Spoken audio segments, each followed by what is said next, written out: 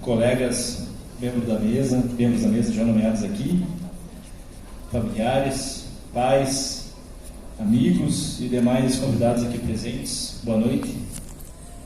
É uma grande honra e prazer podermos nesse momento falar um pouquinho sobre nossa perspectiva em relação às agora engenheiras e engenheiros formados, a jornada e o contexto universitário que os trouxeram até aqui e aos desafios que os esperam na vida profissional que se intensifica na partir de agora. Hoje viemos aqui com uma configuração diferente da habitual, talvez inédita para discursos de paraninfos, ou seja, um discurso conjunto de 2 paraninfos que foram escolhidos por ambas as turmas. Assim, trabalharemos em dupla nessa missão, graças ao convite dos alunos das turmas de Engenharia Hídrica e Ambiental, que carinhosamente chamamos de Ambhídrica. Quando recebemos o convite para sermos paraninfos da Ambhídrica, logo pensamos: o que será que levou essas turmas a nos escolherem? Como temos muitas coisas em comum, eu e o Fernando, a especulação foi grande. Desde termos entrado no mesmo concurso na universidade, dividirmos salas, sermos orientadores das empresas júnior, da Ambiental e da Hídrica, a Mandala e a Hidrológica, até a possibilidade de sermos bons animadores e confraternizações, sempre com o violão embaixo do braço e um repertório bem afiado, né? Mas o que concluímos é que o que de fato motivou essas turmas a nos convidarem foi a nossa luta pelas questões ambientais, sempre trazida, debatida e aprofundada na disciplina de diagnóstico e controle de impactos ambientais, da qual nós 2 somos professores. Assim, gostaríamos de trazer aqui elementos diretamente relacionados às questões ambientais atuais e, inerentemente, objetos de trabalho de vocês que agora são engenheiros ambientais e engenheiros hídricos. No Instituto de Pesquisas Hidráulicas, o IPH, unidade da URGS onde trabalhamos e onde os formandos passam boa parte da sua graduação, existe um espaço nos corredores onde as turmas que se formam fazem um quadro de formatura, né, daqueles bonitos, com as fotos dos formandos, fotos dos professores, nomes e etc. E na descrição da turma, no quadro, né, fica o ano e o semestre que a turma se formou, né? Então, no caso dessa turma que está se formando aqui hoje, vai ter um quadro exposto lá no corredor do IPH com a indicação de 2019/2, denominando essa turma. Para aqueles que, porventura, conseguiram usar o tempo mínimo para se formar, significa que entraram na universidade no início de 2015. Na esteira de problemas ambientais relevantes que precederam o atual momento, temos justamente em 2015 o maior desastre ambiental da história do país: o rompimento da barragem de Fundão de Samarco, em Minas Gerais, que ainda hoje traz complicações ambientais diversas, como o adoecimento e morte da população ribeirinha adjacente da barragem devido à contaminação com metais pesados. Ainda em 2015, tivemos o início da operação da usina de Belo Monte, no Pará, que hoje apresenta um histórico lamentável de ignorância com as comunidades indígenas, descumprimento de condicionantes e cassação de licenças ambientais, além de uma geração de energia pífia, muito aquém daquela projetada no início de sua construção. Focando no momento atual, onde surgiram ou foram intensificados problemas ambientais nos quais provavelmente vocês atuarão no início de suas vidas profissionais, gostaríamos de fazer uma breve retomada desse ano de 2019, né? Esse 2019 que vai ficar lá no quadro de formatura como o nome dessa turma. Começamos o ano de 2019 com outro dos maiores desastres ambientais da história do Brasil, novamente o rompimento de barragem de Rejeitos da Vale, porém agora na cidade de Brumadinho, em Minas Gerais, que acabou diretamente com a vida de muitas pessoas e ainda afetará a saúde e a qualidade de vida de tantas outras na região.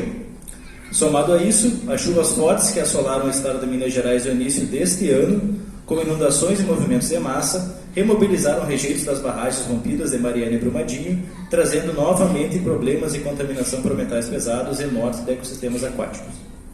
A partir de maio de 2019, tivemos os relatos do desmatamento recorde na Amazônia, que inclusive gerou a demissão de um dos maiores pesquisadores brasileiros do Instituto Nacional de Pesquisas Espaciais, o INPE, por lideranças incapazes de reconhecerem e admitirem as consequências de seus próprios posicionamentos.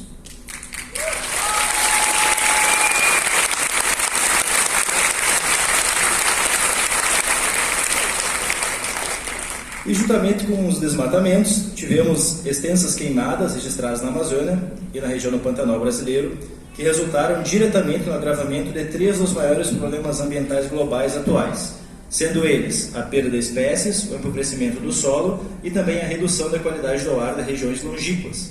Fuligem foi detectado no céu de São Paulo em agosto. Ainda em nível nacional, a partir de agosto, nossa costa brasileira foi assolada por manchas de óleo que abateram fauna e trouxeram riscos à saúde humana em locais conhecidos como paraísos tropicais, áreas turísticas e fontes de renda para muitos brasileiros. A origem do óleo continua um mistério. Ainda não existe um plano de contingência para desastres desse tipo. Poderíamos, eu e o G aqui, gastar horas debatendo tamanhos retrocessos ambientais na esfera federal dos últimos tempos, incluindo projetos de redução de tributação em agrotóxicos e a exploração econômica de terras indígenas, que já foram citadas aqui. Entretanto, ao mesmo tempo em que esses males que assolam o território brasileiro eram notícia em todo o país e eram tratados de forma pouco eficaz por lideranças do Ministério do Meio Ambiente, outras questões ambientais de cunho regional surgiram fortemente no Rio Grande do Sul. Talvez a mais proeminente discussão tenha sido o intenso debate gerado no processo de licenciamento ambiental de uma grande mina de carvão às margens do rio Jacuí, ao lado de uma área de preservação ambiental e a cerca de 20 quilômetros da capital, Porto Alegre. Nesse caso, os impactos ambientais sobre solos, águas superficiais e subterrâneas não foram completamente compreendidos dentro do contexto do estudo de impacto ambiental elaborado e, por isso, ainda geram tanta controvérsia. Mas também não podemos deixar de comentar sobre o fechamento do ano 2019 com o projeto de lei para rebaixar a unidade de conservação do Parque Nacional da Lagoa do Peixe para a categoria de área de proteção ambiental, a categoria menos restritiva de unidade de conservação da nossa lei. O projeto defende a liberação de atividades de pesca, pecuária e silvicultura na região, assim como a instalação de projetos de energia eólica. Essa área, que é um lugar único no planeta, ambiente onde atualmente se misturam ecossistemas de água doce, salobra e salgada, rota de migração de pássaros, também é única em sua beleza, em um ambiente que mescla dunas de areia, lagoa de um lado, mar do outro. Recomendo a todos aqui uma visita ao local antes de opinarem sobre esse projeto de lei e aí então ponderarem se preferem deixar esse ambiente e todos os reconhecidos benefícios para seus filhos e netos conhecerem ou preferem substituí-los por outros usos que alterarão a paisagem e cessarão os serviços ecossistêmicos atualmente oferecidos. O que a gente quer dizer aqui, assim, a gente falou só de 2019, né? Então nesse breve panorama de um ano, é que é impossível negar que estamos nos dirigindo, talvez mais do que nunca, para uma situação de colapso ambiental. A questão ambiental é o cerne de toda a existência. Não há cidade, não há economia, não há progresso ou prosperidade, não há sociedade sem meio ambiente minimamente equilibrado, sem água em quantidade e qualidade. A reduzida qualidade ambiental nos afeta a todos, talvez a curto prazo e pequena escala de maneira mais branda para os mais afortunados e de maneira mais devastadora para as comunidades necessitadas. Entretanto, a longo prazo e larga escala, o problema se torna incontrolável e pode nos anular a todos, sem distinção.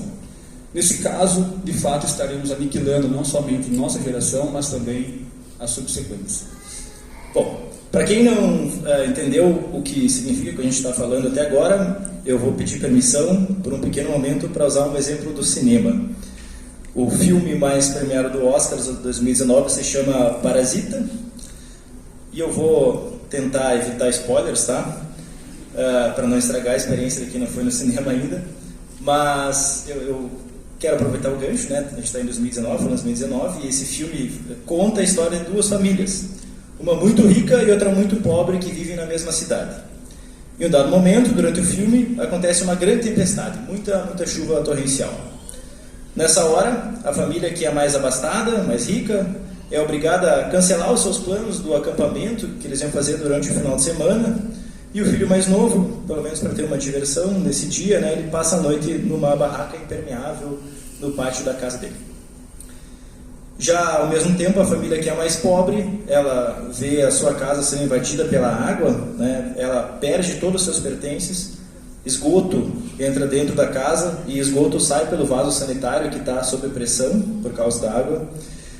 E ainda, apesar de toda a tragédia, né, um dos membros da família, ele recorre até um vício que ele tem naquele momento para pelo menos escapar um pouquinho da própria realidade dele.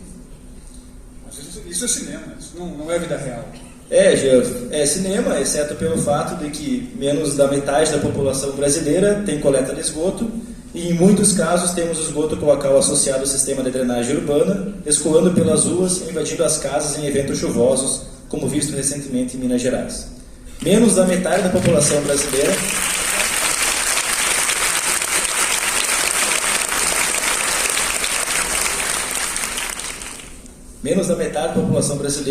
tem seu esgoto tratado poluindo os rios, que também são a nossa principal fonte de água para consumo. Esses mesmos rios deixaram de ser locais de atividade de lazer, já que estão poluídos por nossos dejetos. Além, obviamente, de que o cenário de desigualdade social do filme é muito similar ao experimentado em nosso próprio dia a dia. Bom, e o que de fato estamos fazendo para virar o jogo e transformar essa realidade? No mundo da economia, após a crise financeira global de 2008, existe um grande esforço no sentido de tentar prever e evitar novas crises. Naquela época, os economistas cunharam um termo cisne negro, como referência a eventos incomuns que podem ter impacto negativo ou catastrófico na economia.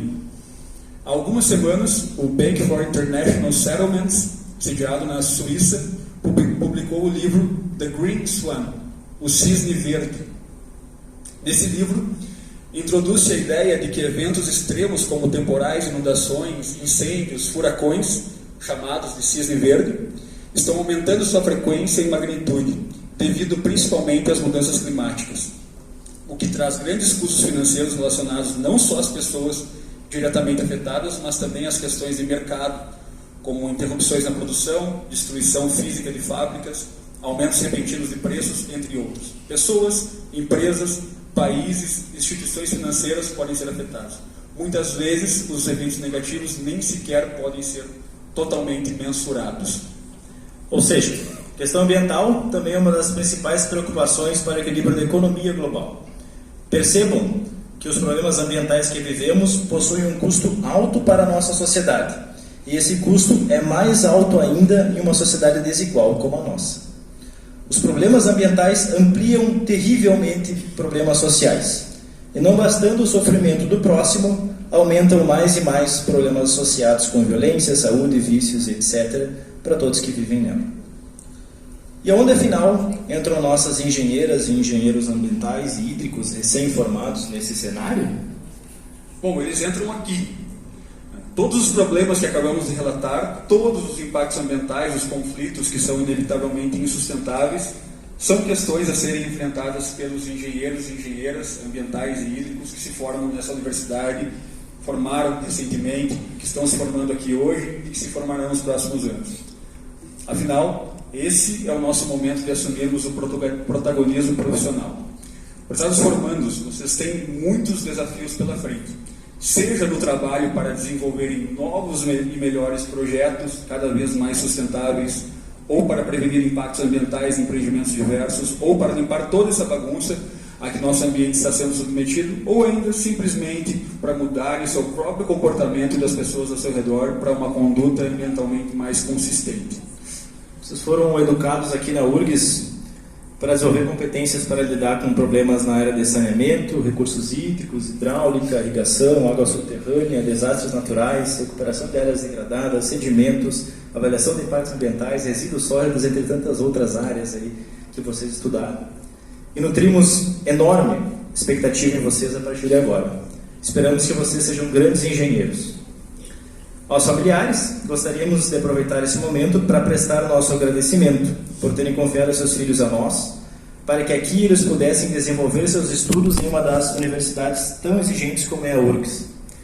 Muito obrigado aos pais responsáveis por isso, espero estarmos atendendo as expectativas de formação pretendida para os seus filhos. Hoje é um dia de celebração do fim de um ciclo, onde a dedicação e a perseverança se fizeram chave para o êxito, início de um próximo ciclo, onde esses mesmos atributos serão ainda mais importantes. Momento em que relembramos todos os passos dados até esse ponto, e esses passos não foram dados sozinhos. Lembrem-se de quem os apoiou e lembre-se de apoiar os que virão. Isso faz de nós uma sociedade, onde interesses coletivos se sobrepõem aos individuais. Certamente todos tiveram que abdicar de muita coisa para estarem aqui, formando os pais, familiares, amigos. Olhando para vocês, nesse momento, sinto que todos têm certeza que fariam tudo novamente, que valeu a pena. Foi uma jornada muito longa dentro da universidade. Culminou com o desenvolvimento do trabalho de conclusão de curso, temido TCC. Todos aqui tiveram seus trabalhos aprovados por bancas avaliadoras formadas por pessoas experientes nas respectivas áreas de pesquisa. E agora os trabalhos compõem nosso banco de TCCs no repositório digital da URGS, chamado Lume, que qualquer pessoa pode acessar gratuitamente e a qualquer momento. Falando em URGS, não poderíamos deixar de aproveitar o momento final do nosso discurso e comentar algumas coisas sobre esta universidade. Então, busca rápida na internet, todos vocês facilmente vão achar esses dados aqui que eu vou falar agora. Primeiro, que o Lume, nosso repositório digital, foi classificado em 2019 como o melhor repositório digital da América Latina online.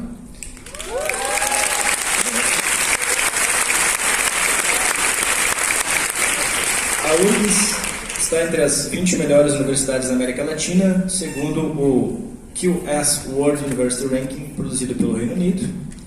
A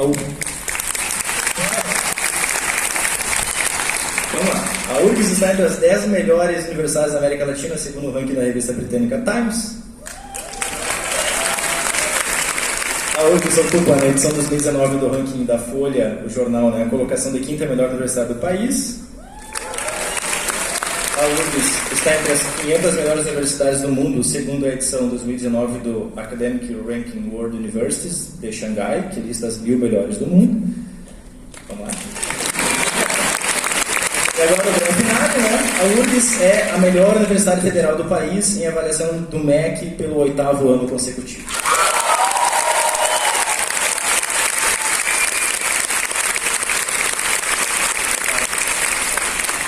Esses rankings, além da URGS, trazem nas primeiras colocações, em sua maioria, universidades públicas, federais e estaduais, como a UFMG, o FRJ, a USP e o Unicamp. Além de tudo, a URGS e outras instituições públicas são responsáveis por 90% de toda a pesquisa científica produzida no Brasil.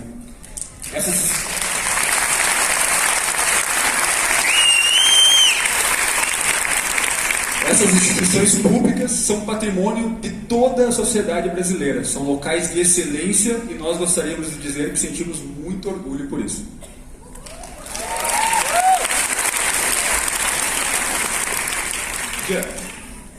Cara, vem cá. Universidades como a URGS, baita lugar para estudar. Tu não gostaria que teu filho pudesse estudar uma universidade assim? Bah! Sem dúvida! Porém, não tenho certeza se ele vai poder. Nesse ano, o MEC anunciou cortes de gastos que estão impossibilitando o funcionamento pleno da universidade. Não estão sendo contratadas pessoas novas para substituir aposentados, estamos com dificuldade de fazer saídas de campo e as bolsas de pesquisa para alunos de todos os níveis estão diminuindo.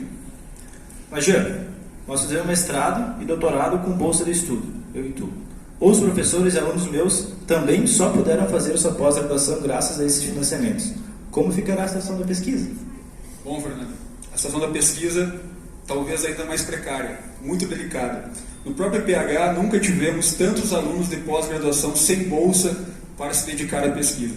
Se vamos cortar os financiamentos do desenvolvimento do conhecimento de ponta, como vamos formar pessoas capazes de resolver os problemas que relatamos até aqui?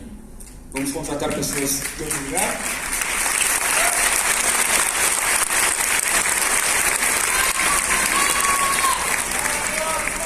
E Jean, e a história de que a universidade pública precisa de modernização? O ministro da Educação falou que é favorável à cobrança de mensalidade na pós-graduação, além de estar lançando o programa Futurice, que visa um controle mais voltado ao mercado das ações da universidade por organizações sociais privadas.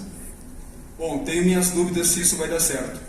Hoje em dia, países da Europa que implementaram o pagamento de mensalidade nas universidades estão debatendo uma retomada da universidade gratuita. Dando como exemplo a Inglaterra, depois da cobrança de mensalidades, a qualidade do ensino despencou, pois os alunos precisavam trabalhar muitas horas para conseguir pagar a mensalidade. O salário dos professores diminuiu cerca de 20% e a taxa de inadimplência é de cerca de 85%. Ou seja, a universidade está quebrada e é a comunidade que terá que arcar com esses custos caso queira mantê-la ativa. Jean, olha só, a URGS e outras instituições públicas são locais de excelência no ensino, na pesquisa, na extensão. São os melhores locais para estudarmos. Ao mesmo tempo, o ministro da Educação sugere que a universidade pública faça balbúrdia. Me parece então que das duas uma. Ou aqui não faz balbúrdia, ou 2, falta muita balbúrdia nas outras instituições para elas chegarem ao mesmo nível das universidades federais.